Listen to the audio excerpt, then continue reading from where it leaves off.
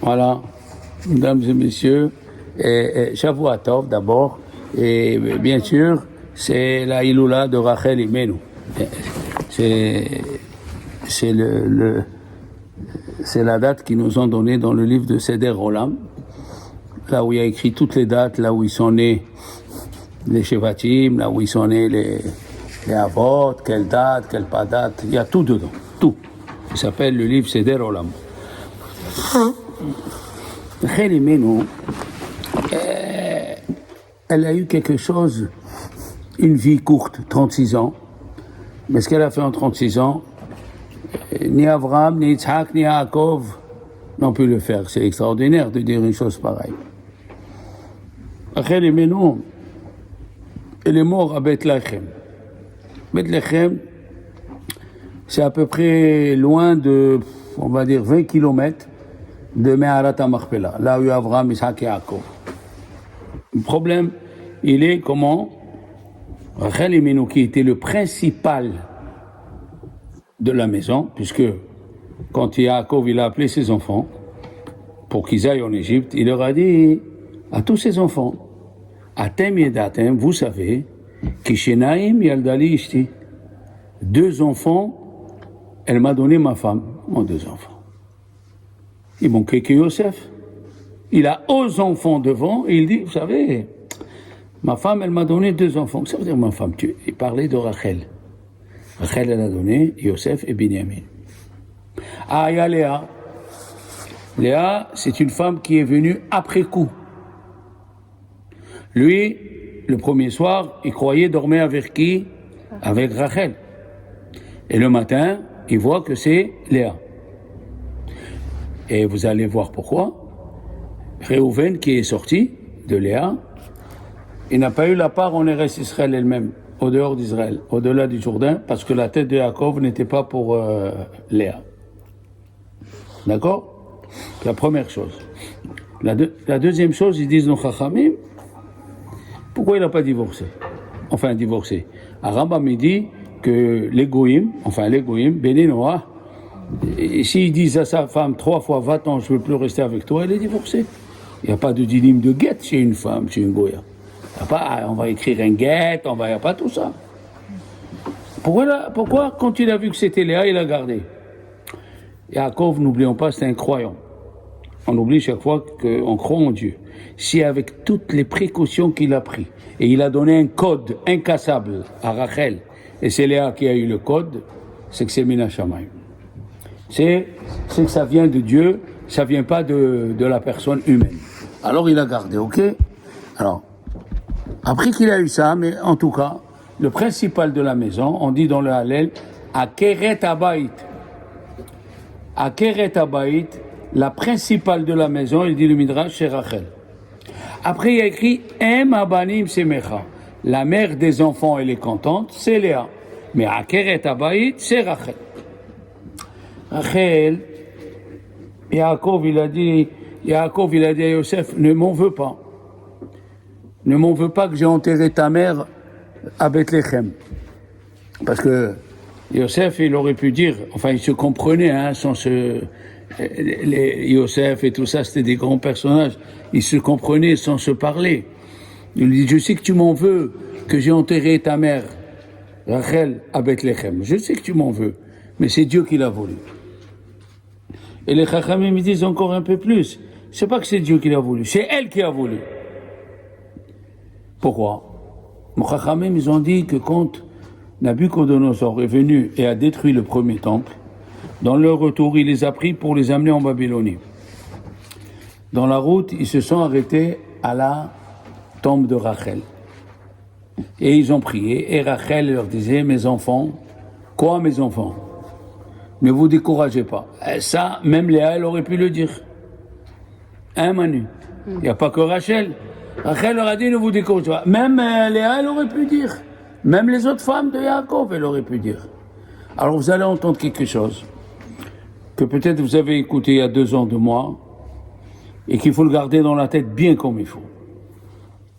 Rachel, la prophétie de Dieu était qu'elle aurait 2 garçons. C'est le minimum. Pas moins que sa sœur Léa. Mais le Sarara, le mauvais penchant, il est là à côté de la personne pour lui faire regretter ce qu'elle a fait. Il n'y a pas plus grave que le regret. Tu regrettes, tu te fais une copine, tu l'invites à la maison, elle mange avec toi, tu l'aides, et à la fin elle te dit, j'ai plus besoin de vous, de toi, laisse-moi tranquille, allez, sors d'ici, je veux plus, je veux t'oublier. Ça c'est l'épreuve de toutes les personnes pour que tu regrettes, pour que tu dis, j'ai fait du bien à celle-là, à un serpent, j'ai donné à manger à un serpent. Oui. Dès que tu dis ça, tu as perdu tout ce que tu as fait. Parce que la mitzvah que tu as fait, elle est tellement grande que c'est venu de toi-même. Tu as fait sans qu'on te demande, sans rien, tu as fait. Et après, elle se retourne contre toi. Et plus l'épreuve de retourner les grands, et toi tu es là, qu'est-ce que je fais? Qu'est-ce que je fais, mon Dieu? À côté du Rav, j'ai oublié, pétard, j'ai oublié les noms. Bon, c'est pas grave, grâce à Dieu. Il habitait un juif, un gang qui est mort il y a à peine 10 ans. Il habitait un juif, et ce juif-là, il a amené, tous les jours, il fallait qu'il aille jusqu'à Tel Aviv pour amener un comprimé pour le cœur, un anti-bloquant ou un anticoagulant. Oui. Pour Rachel et Menou, Michel, tu sois la bienvenue. Vas-y, prends. Voilà. Alors, Rachel et Menou, on parle de Rachel et Menou. Rav Steinman. Voilà, Rav Steinman. Tu as déjà entendu parler de Rav Steinman? Alors, il allait tous les jours. Un soir, il est resté longtemps en train d'étudier. Il s'est rappelé, il était 10h30, il est parti au fond de Tel Aviv. Il est retourné, il était minuit et demi. Le vieux, c'est ni son père, ni son cousin, ni rien du tout. Il lui rend service. Il s'est mis à crier, à cause de toi, j'allais mourir, à cause de toi, où tu es? Il lui a donné, mais, comme on dit en français, il a les boules. J'allais te tuer. Il est parti voir Steinman, il a eu les larmes aux yeux, c'est un gentil garçon. Il lui a dit, qu'est-ce qu'il y a, mon fils? Il lui a dit, Rav Steinman, il lui a dit, voilà, ça fait 18 ans que je lui amène son comprimé, et ce soir, il m'a lessivé. Il lui dit, Rav Steinman, tu n'as pas compris.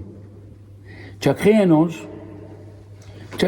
maintenant, il est tellement haut, le Yetzirah, il veut que tu regrettes pour que tu perds la mitzvah. Il veut que tu regrettes. Il veut que tu dis à ce vieux-là, à ce schnock-là, il me crie à moi. C'est ça, il veut écouter ça. Dès que tu dis ça, tu as perdu une mitzvah de 18 ans. Il le regarde et il dit, alors, tu continues à lui amener le comprimé? Oui, je continue à lui amener le comprimé, je regrette pas. Le Sarara, il attend qu'on fait le regret. Parce que Rabbi Meir, il dit, et à Rambam, dans il Chod Deot, il tranche comme ça. Tout celui qui a fait des mitzvot, même toute sa vie, et avant de faire le schéma, il a regretté, il ira à Guéhinam. Il a tout perdu.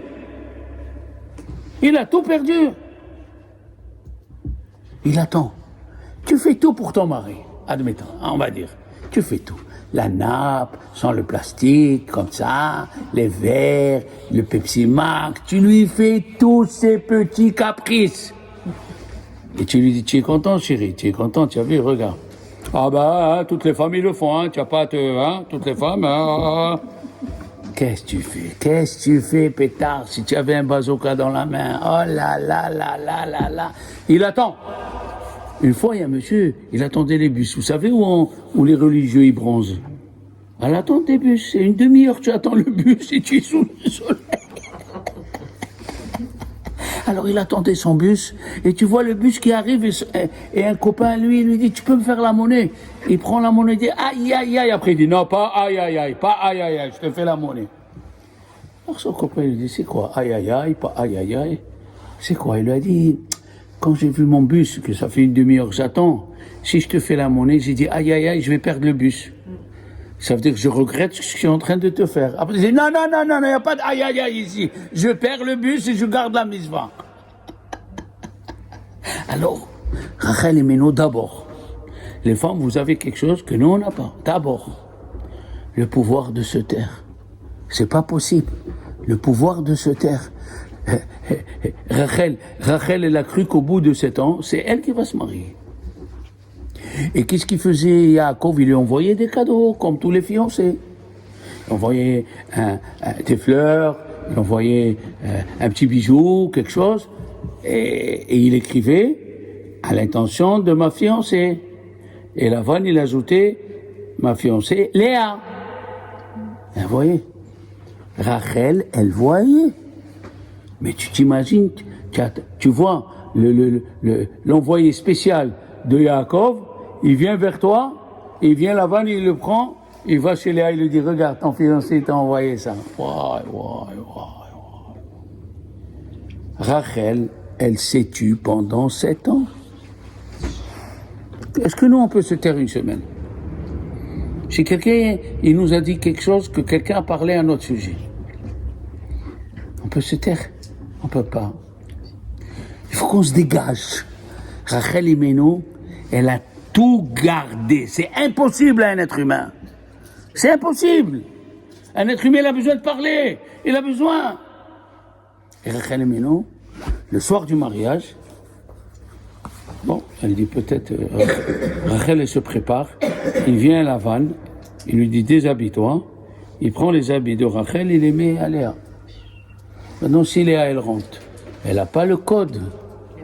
Le code, Yaakov, il a donné un code.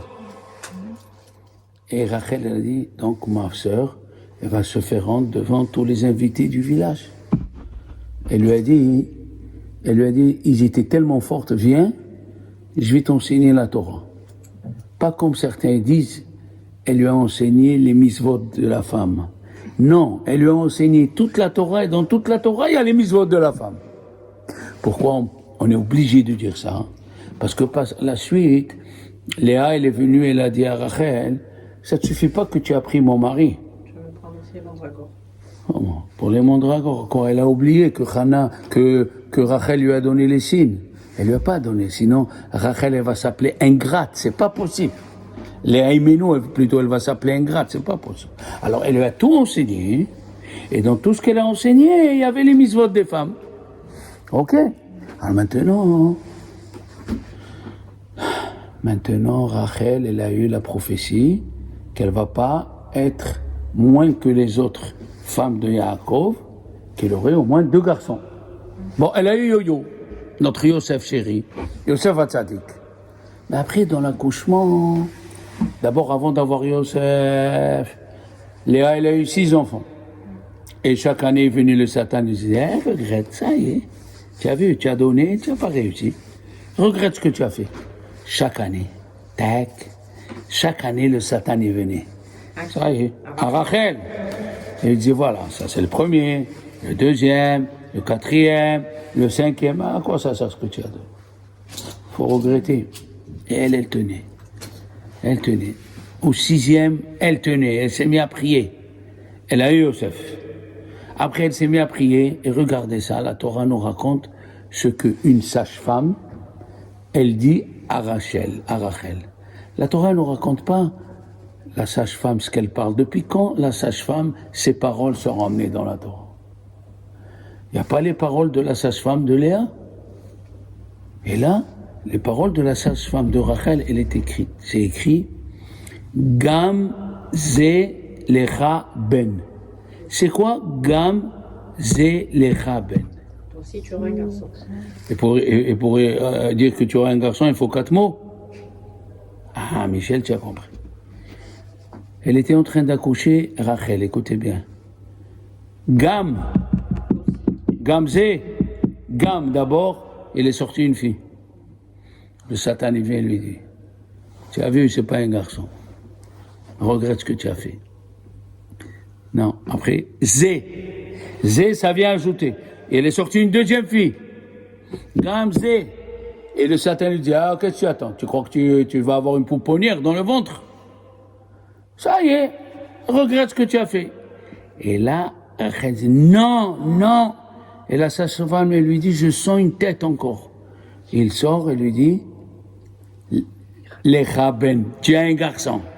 Elle a fait le schéma, elle est morte. Donc Rachel, c'est le symbole du courage jusqu'au dernier moment.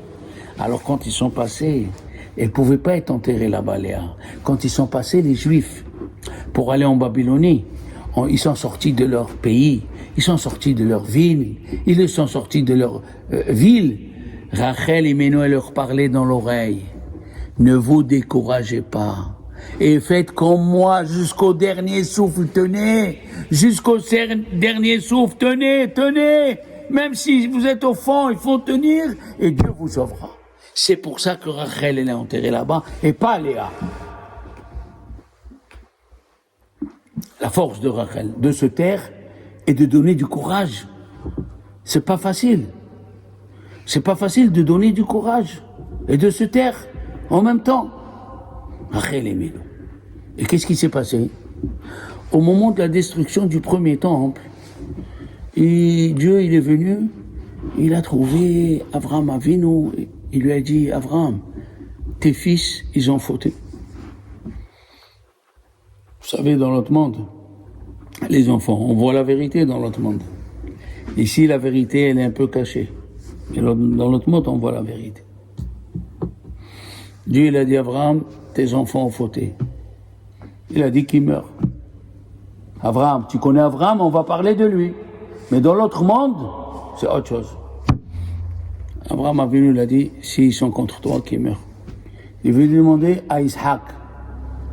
Ishaq, tes enfants ont fauté. Ils ont fauté, qu'ils meurent. Il est venu chez Yaakov. Tes enfants ont fauté. Ils ont fauté. Ils ont fait Avodah Zarah. Ils ont fait Avodah Zarah, qu'ils meurent. Ils sont morts. Et le prophète nous dit, Kol Berama Nishma. On écoute une voix dans les hauteurs. Kol Berama Nishma. Nehi, des soupirs, Bechi, des pleurs, Tamrurim, de l'amertume. Qu'est-ce qu'il dit le prophète? Rachel mevaka albanea. Rachel, elle pleure pour ses enfants. Mevaka albanea qui est né nous. Elle pleure sur ses enfants qui sont plus là. Et Dieu lui répond, Rachel, mini kolech mi bechi. Arrête de pleurer. Qui est tikva le'achariter. Il y a de l'espoir à la fin. Qu'est-ce que ça veut dire? Rachel, elle a dit à Dieu, dis-moi, pourquoi tu t'énerves? On a fait rentrer la concurrente on t'a fait rentrer le concurrent, Avodah Zarah, dans le Beth Amikdash. Je lui ai dit, toi, tu es un Dieu, et tu veux être jaloux d'un concurrent qui est en chair et en os. Regarde-moi. Moi, je suis une femme, Rachel, et j'ai supporté tous les jours. Ma sœur, j'ai supporté tous les jours ce que tu m'as envoyé. Je me taisais jusqu'au dernier moment, j'ai pas ouvert la bouche.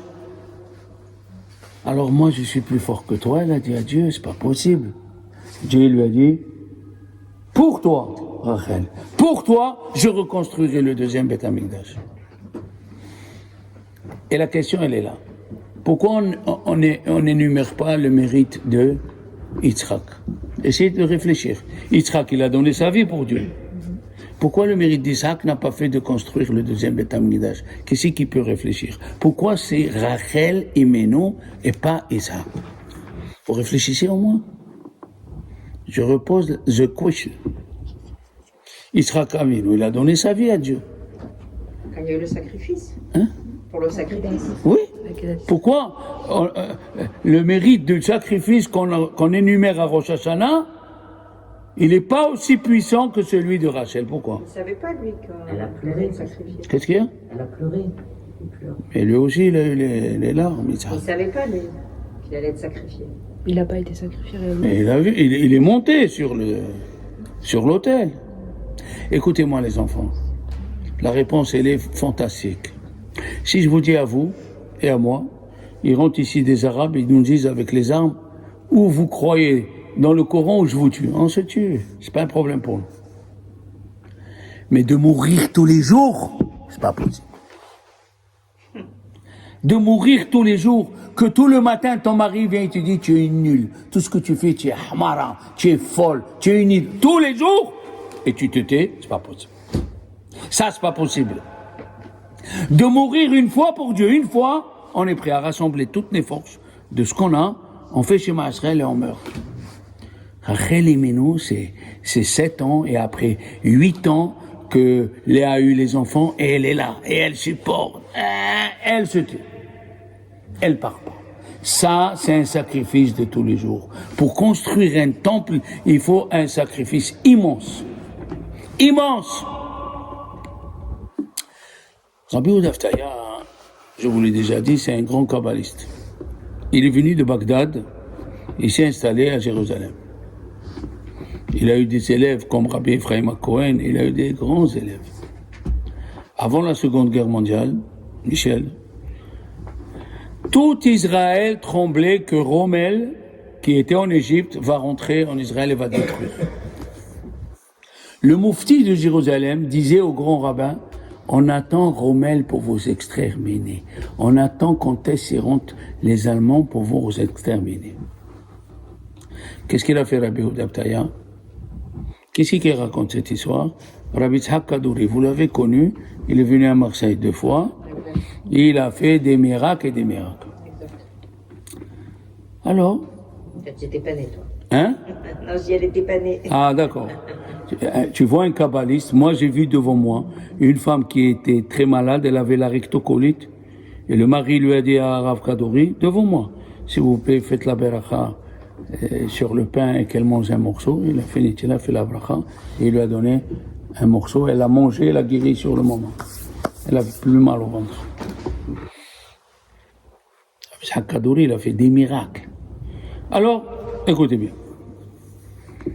Rabbi Yehuda Aftaya, tout le monde tremblait, tout le monde. Il a rassemblé les 10 kabbalistes, il a dit, on va aller à Kever Rachel. Vous devez savoir qu'avant, entre Jéru et Kever Rachel, c'était vide. Il n'y avait pas de bâtiment. Tu me suis? Il n'y avait rien. Ils sont arrivés en bus, ils sont rentrés, et pendant 7 jours, ils ont tourné autour de la tombe de Rachel pendant 7 jours, avec des pleurs, pendant 7 jours. Le 7e jour, ils se sont assis. Il leur a dit, Rabbi Yehuda Aftaya, voilà, j'ai amené un verre pour chacun, vous allez le remplir de vos larmes. Et il a dit, Rabbi Tzhak Kadouri, tellement on sentait la peur et la mort, les larmes, ils sortaient tout seuls. Et les larmes, ils sortaient tout seuls. Il a mis le verre sous les yeux, tout le monde, ils ont eu le verre plein. Il leur a dit maintenant, on va faire chez Akol Niabidvaro et on va boire ce verre de larmes, comme il a dit le roi David, j'ai trempé mon pain dans mes larmes. Il a dit, on était en train de boire et le Rav il s'est arrêté de parler. Et son visage il s'est éclairé comme ça. Et tous on était pris d'une frayeur comme ça, on ne savait pas, pendant 1 ou 2 minutes. Et après, la lumière est partie, le Rav il s'est réveillé. On lui a dit, ah Rav, qu'est-ce qui s'est passé? Il a dit, j'ai vu Rachel Imenu, elle m'a parlé. Elle a dit, les Allemands ne rentreront pas en Israël. Les Allemands ne rentreront pas en Israël.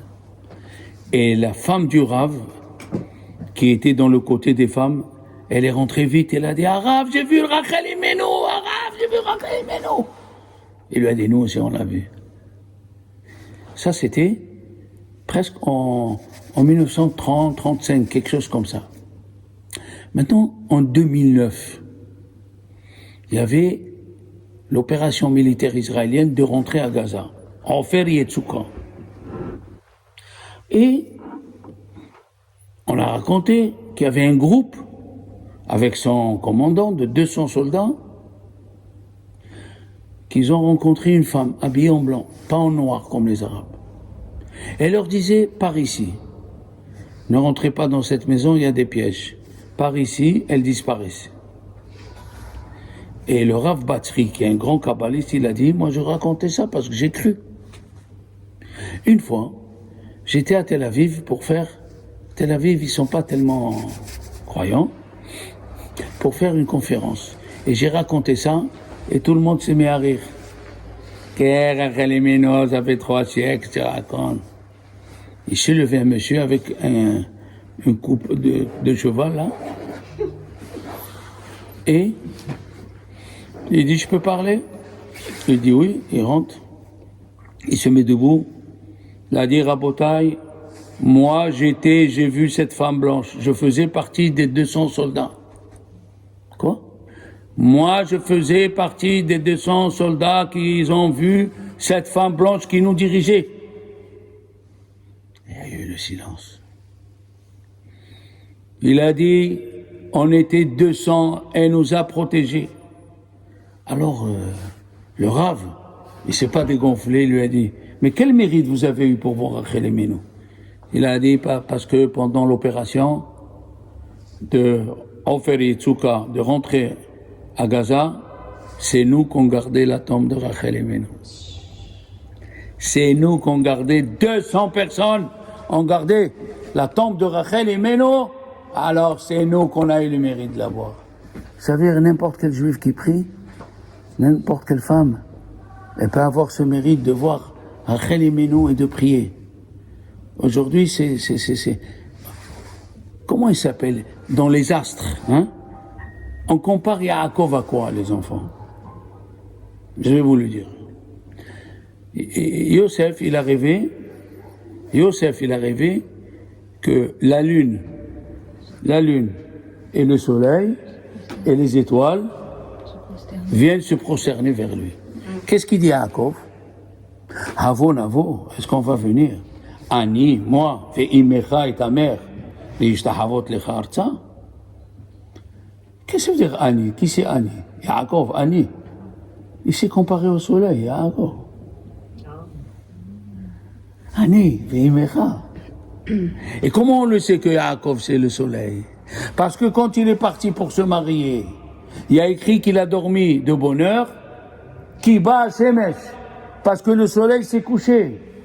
Et le Zohar il dit, mais il ne faut pas lire comme ça. Les Malachim disaient, qui bat Shemesh, voilà Yaakov c'est le soleil, il est venu, qui bat Shemesh, Yaakov c'est le soleil. Alors si Yaakov c'est le soleil, qu'est-ce qu'elle est Rachel? La lune. Tous les Rosh Chodesh ont fait cette prière. Tous les Rosh Chodesh, Rashi Chodashim Le'amecha. C'est quoi le début de la lettre? Du mot? Resh. Rashi Chodashim Chet. Le'amecha. Ça fait Rachel. Rachel c'est la lune. Yaakov c'est le soleil. Et nous, c'est la lune. Tu as compris maintenant comment les secrets ils sortent? Rashi Chodashim Le'amecha, Rachel. Pourquoi? Parce que Yaakov c'est le soleil et Rachel c'est la lune. Et d'où est sa lumière, la lune, mamie? Du soleil. Tellement elle aimait Yaakov, elle attendait l'aspiration de Yaakov. Vous avez vu qu'est-ce que c'est une femme, cette femme-là, et nous le matin, regardez, quand on prie à Rosh Chodesh, nous prions, et voilà, dans le Yiratzon, regardez le Yiratzon, qu'est-ce qu'on dit? Dans le Yiratzon, avec la prière de ça, ouais, Imatse, Vitarum, Leviathan, voilà, Bene Melachim, nous sommes les enfants de rois, Bene Rachel Imenu.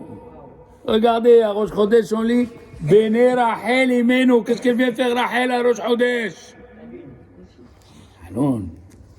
Allez. Alors, vous avez vu cette femme, quelle force elle a. Cette femme, comment elle est venue, elle nous a inspiré. Comment cette femme, Rachel Imenu, jusqu'à aujourd'hui, on mange et on boit de sa force. La force d'une femme de se taire. Parce que le mari, il a toujours le bagou. Tu vois, comme on dit à Marseille, ouais, voilà. Il veut pas apprécier. Pourquoi? Parce que apprécier ce que tu fais, ça revient à dire qu'il doit être reconnaissant. Et c'est dur d'être reconnaissant. C'est la chose la plus dure. Tu m'as fait. Reconnaissance is very difficult. Les gens, ils aiment pas avoir un manteau de reconnaissance. Mais ils sont bêtes. Parce que ce manteau, il les bonifie, il les rend meilleurs qu'avant. Tu es d'accord, Michel? Ça y est. Tu as compris? Tu es au contraire. Quand quelqu'un te dit merci, il te donne envie de faire la prochaine fois. Il te donne envie de faire... Tu amènes un bouquet de fleurs la veille de Shabbat. Il y a des maris, ils viennent, ils rentrent. Enfin, les pauvres, ils n'ont pas étudié, on ne va pas les accuser comme ça. Hein. Ils n'ont pas étudié. Amène un bouquet de fleurs. Ça va, tu n'es pas à 5 € près, même au casino, un bouquet de fleurs à 4,50 € ou 4,70 €, c'est pas la mer à boire. Mais au moins, hein, tu passes à côté de la pâtisserie, tu vois une bonne madeleine. Les madeleines à 200 grammes, prends une, elle coûte 1 €, c'est pas la mer à boire. Une, tu donnes à ta femme. Ah, tu as pensé à moi? Oui, oui. Alors, tu laves le lait, tu repars, Il y a les rabbanim, Rabbi Obadia Yosef, après chaque fois qu'il finit ses Birkat Amazon, il venait, il disait à sa femme que Dieu bénisse tes mains. La reconnaissance. La reconnaissance. Mais on ne veut pas. C'est un poids. Ok? Alors. On fait des Ephraïm. On a passé un peu. Oui. On a parlé un peu de Rachel et Ménon. Maintenant, on va essayer de parler de la paracha. Vayera Elav Hashem. Vayera, il s'est apparu à lui, Elav. Mais pourquoi ce mot Elav? Vayera Elav Hashem.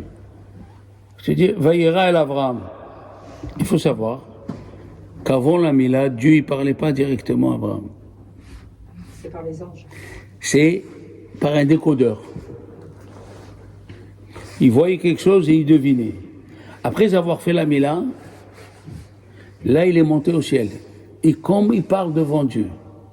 Mila, c'est le début des lettres, même Yod Lamed, Mi Ya'ale Lanu Hashamayim. Qui sait qui peut monter chez Dieu? La Mila, transcendance, le petit garçon pour être presque chez Dieu. D'accord? Mais au sujet de Rachel et Ménon, c'est pour vous dire un peu que Avraham Avinu, nous allons voir, il a fait Achnasat Orhim dans la difficulté. Et la relation avec Rachel, c'est toute sa vie, c'était la difficulté. Qu'est-ce qu'elle a fait Rachel? Qu'est-ce qu'on a dit? Elle a remonté le moral aux Juifs. Maintenant écoutez bien, quand il est né Adam Arishon, ok, il s'appelle Adam Arishon. Après il est né sa femme, Chava.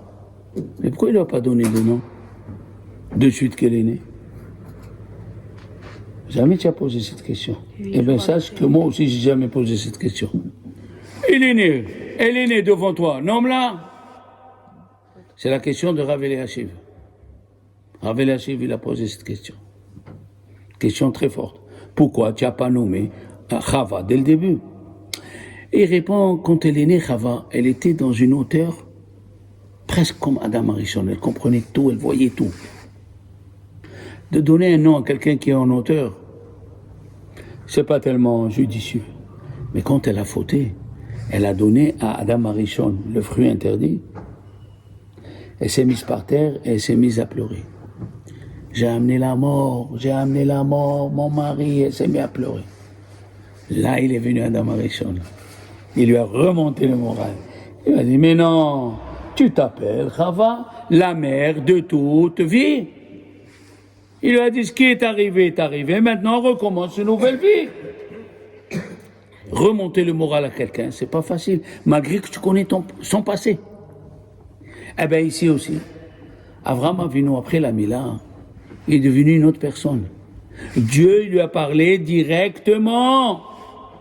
Il lui a parlé directement, chose que avant, Vayera Elav, Hashem Beloni Mamre, alors qu'avant c'était avec des décodeurs. D'accord? La Torah nous dit Vayera Elav Hashem Be'elone Mamre. Pourquoi Be'elone Mamre? Vous savez qu'Abraham il avait trois copains. Qui connaît les noms? Gabriel. Aner, Eloné Mamré. Aner, Eshkol et Mamré. Sachez une chose, mes chers amis, on peut rester, malheureusement, arrive un moment, on peut rester sans parents. Malheureusement, on peut rester sans enfants, ils se marient, ils suivent leur femme. Mais on ne peut pas rester sans amis. Sans amis. Les amis, il ne faut pas les lâcher, il faut même les acheter. Ou kne les chachaver. Dieu, il a mis en épreuve Job, il lui a tout enlevé, sauf les amis. Si il te faut les amis, prends 1 ou 2 ou 3, mais il faut que tu aies des amis, il faut même les inviter souvent, mais il faut que tu aies un ami. Il n'y a rien à faire. Et alors, pourquoi on appelle ici Elon et Mamré, dans les plaines de Mamré? Parce que il y a Avraham Avinu, il cherchait est-ce qu'il peut faire la Mila maintenant ou pas. Dieu lui a dit de faire la Mila. Et il se demandait est-ce qu'il faut faire la Mila ou non. Comment? Pourquoi Avraham Avinu se demandait est-ce qu'il faut faire la Mila? Parce que tant qu'il ne fait pas la Mila, dans la tête d'Avraham, il ressemble aux Goïm. Les Goïm ne font pas la Mila. Alors il dit, moi je suis comme toi, et quand même je crois en Dieu, j'ai changé. Mais s'il fait la Mila, il ne peut plus dire je suis comme toi. Tu as compris l'astuce? Alors il a demandé à Mamré. Il lui a dit, Mamré, écoute-moi bien. Dieu il t'a dit de faire la Mila, fais la Mila. Après fais ce que tu as à faire, Dieu il verra ce qu'il a à faire. Dieu t'a dit de faire la Mila, tu fais la Mila. Cherche pas à comprendre. Ça, c'est une première explication. Et alors, quand Dieu il est apparu à Abraham, quand il vient une lumière, elle éclaire autour. Hein? Un phare. Il éclaire même autour. Alors, Mamré, il a eu aussi l'inspiration divine. Le fait qu'il a donné un bon conseil. Il y a qui disent, Natalo Etsa à la Mila. Etsa, c'est un médicament, c'est pas un conseil. Parce qu'Avraham lui a dit, j'ai 100 ans. Je vais faire la Mila, mais le son, il va dégouliner. Comment je fais? Il lui a dit, voilà, une poudre. Aujourd'hui, ils mettent des poudres dans la Mila. J'ai des poudres. Ectogan. Hein? Ça s'appelle Ectogan. Ectogan. Ectogan. Ec. Poudre cicatrisante. D'accord. Ectogan. Voilà, merci. On a appris. Michel, Khazak, Ectogan. Une poudre cicatrisante. N'aie pas peur, Avraham. N'aie pas peur. Voilà.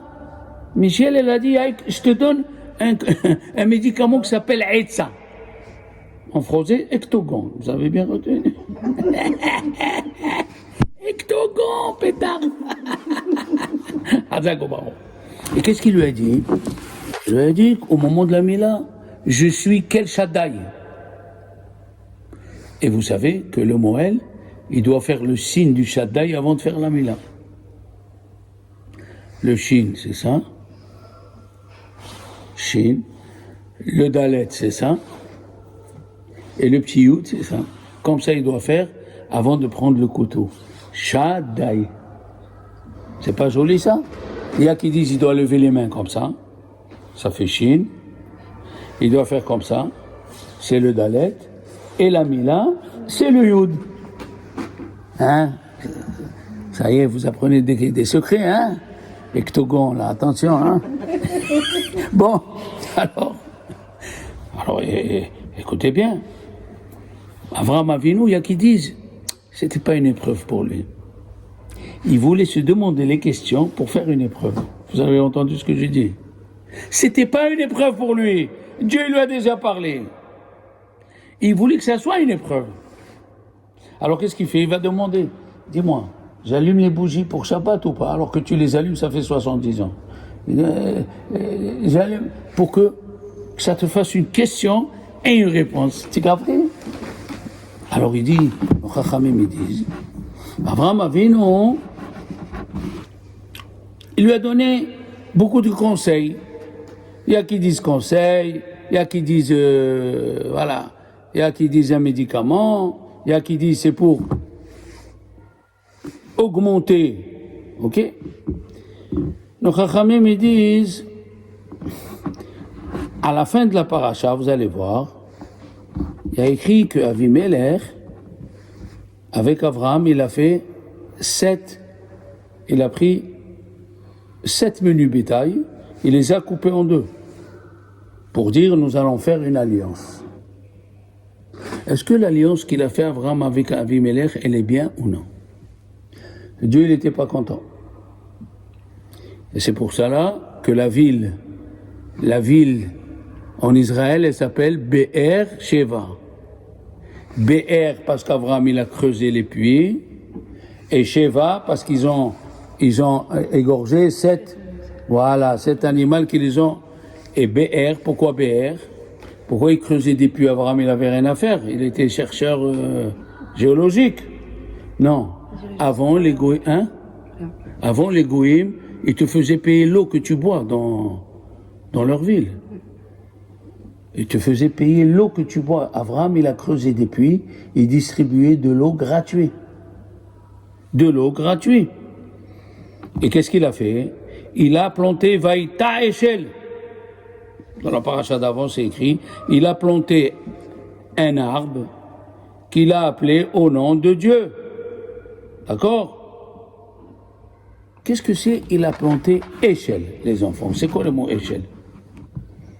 Il a planté un hôtel tout compris. Aleph, Achila, manger. Shin, Shetia, boire. Lamed, Lina, dormir. Il a planté un hôtel où tu as tout dedans. Il est venu le monsieur en plein désert. Imagine-toi, tu es en plein désert. Et tu vois où c'est écrit hôtel, tu rentres, tu t'assois, et nos sages ils disent que Abraham Avinu, il faisait plus que Job. Parce que Job, il a dit à Dieu, pourquoi il m'arrive tout ça? Mais moi, je suis comme Abraham. Il a dit non, tu n'es pas comme Abraham. Toi, tu rentres, quand il rentrait un pauvre chez toi, tu lui disais, qu'est-ce que tu manges? Il a dit la bolognaise. On a la bolognaise. Mais quand quelqu'un il rentrait chez Abraham, il disait, qu'est-ce que tu manges? La bolognaise. Je dis, c'est quoi la bolognaise? Je vais te mettre un steak, première tranche, saignante, avec des frites, tu vas te régaler. Ça, c'est Abraham Avinu. Et alors, pourquoi il a fait ça? Pour que après, les gens, ils bénissent Dieu. Il lui disait au monsieur qui rentrait, bénis Dieu. Il a dit, bénis Dieu. Qui c'est Dieu? Celui qui a créé le ciel et la terre. Alors il disait, Baruch Hashem she'achalnu mishilo. Il a commencé à diffuser le nom de Dieu. C'est-à-dire que, avant qu'il fasse ça, Abraham, la Avodah Zara, elle était dans le monde entier. Il est venu Abraham, il a commencé à enlever la Avodah Zara. Chacun y venait, il bénissait Dieu. Donc il bénissait Dieu et comment on dit, directement, il niait la Avodah Zara. Comment on dit, de facto, c'est ça, de facto. De facto, il niait la Avodah Zara. C'est comme la vanne. La vanne, il adorait la Avodah Zara, et quand il est venu Eliezer avec les chameaux, ils n'ont pas voulu rentrer dans la maison. Il a dit à la vanne, pourquoi ils ne rentrent pas dans la maison? Il a dit, parce que tu as Avodah Zara dans la maison. Il a dit, Piniti Abayit. Il a enlevé tout la Avodah Zara de la maison. Les chameaux, ils sont rentrés. Donc, qu'est-ce qu'on voit? Que la vanne, il a annulé toute la Avodah Zara pour l'argent qu'il a amené Eliezer. Alors, la même chose ici.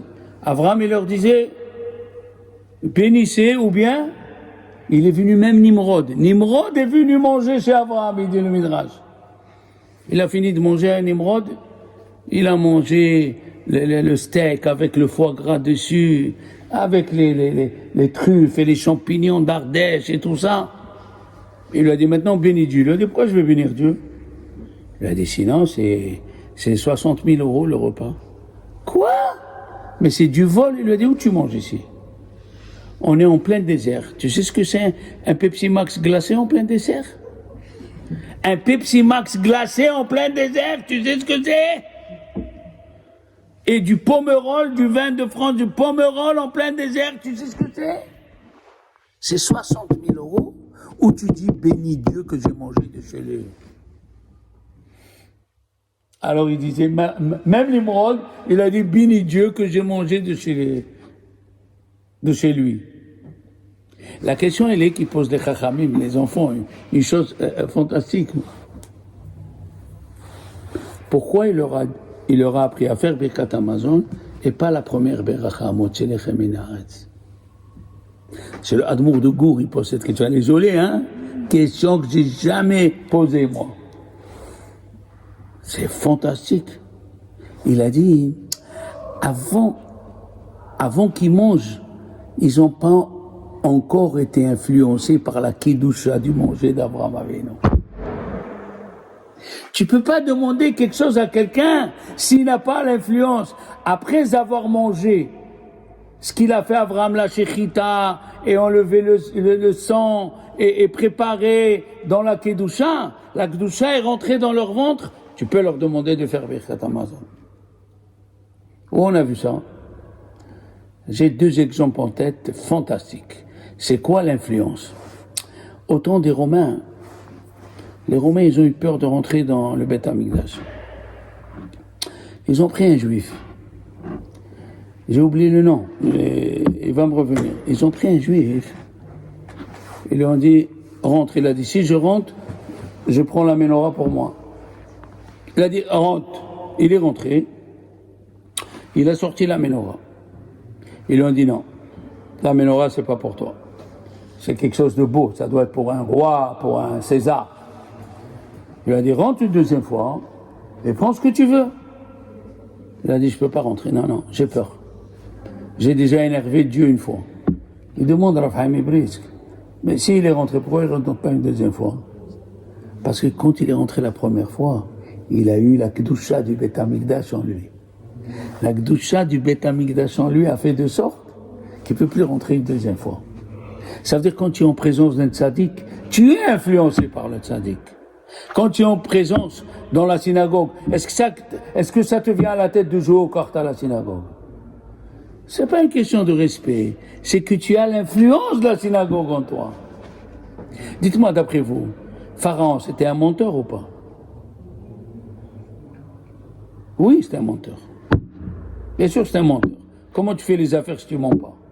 Comment ça se fait quand Yosef, il était devant lui, il demande Rabbi Gershon Liebman, comment ça se fait quand Yosef, il lui a dit non, que tu me dis, moi c'est moi qui réponds, c'est moi qui connais, je connais rien.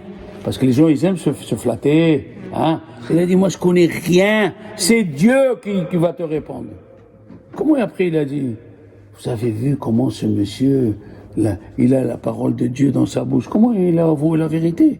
Parce qu'il était influencé par Yosef. C'est un menteur de grand chemin. Il est un grand menteur. Mais l'influence a fait qu'il a dit la vérité. Sachez que Abraham Avinu l'a reçu 3 anges. C'est qui ces 3 anges? Gabriel, Michael. Oui, il y a une discussion. Hazak. Il y a une discussion. Nos chachamim me disent que quand Dieu a voulu créer le monde, il y a 3 anges qui ont dit à Dieu, ne le crée pas. Ne le crée pas, c'est un type qui aime les disputes. Comme ça c'est écrit. Ohev ketata, il aime les disputes. C'est pas bien d'avoir créé l'homme. Comme ça ils ont dit les 3 anges à Dieu, c'est pas bien d'avoir créé l'ange. Qu'est-ce qu'il leur a dit Dieu? Attendez, il va venir la grande personne et vous allez voir. Quoi vous allez voir? Ils ont vu Abraham, la douleur physique n'est rien devant la douleur morale de ne pas recevoir des invités. Les anges, ils ont vu qu'Abraham Avinu, de ne pas recevoir les invités, ça lui fait plus de peine que la mila qu'il a fait, que le sang y coulait. Qu'ici parmi nous qui a eu une angine ou une grippe et on lui dit comment ça va, il a dit j'arrive pas à prier. Au lieu de dire j'ai la fièvre, j'ai mal ici, j'ai mal là, non, sans souci, j'arrive pas à prier, j'arrive pas à aller à la synagogue. Et c'est pour cela, pour celui qui connaît la grammaire, au début c'est écrit Veine Shelosha Anashim Nitzavim Alav. C'est quoi le mot Nitzavim Alav? Debout sur lui. Nitzavim alav veut dire debout sur lui.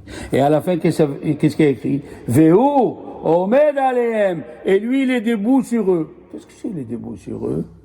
Eux, ils sont debout sur lui. Les anges, ils ont dit à Dieu, nous, on est mieux que l'homme. Nous, on est mieux que l'homme.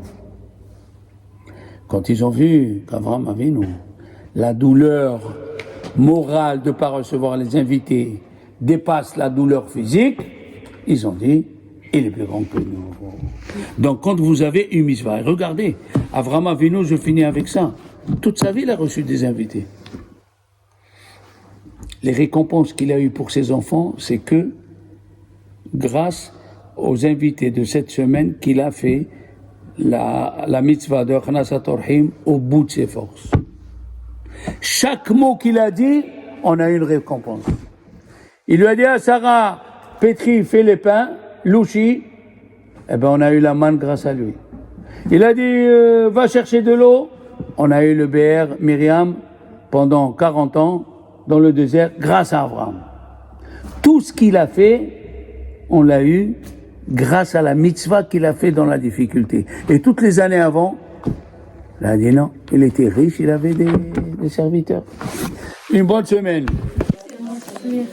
Tu me gardes ça 2 minutes, s'il te plaît? Bien sûr.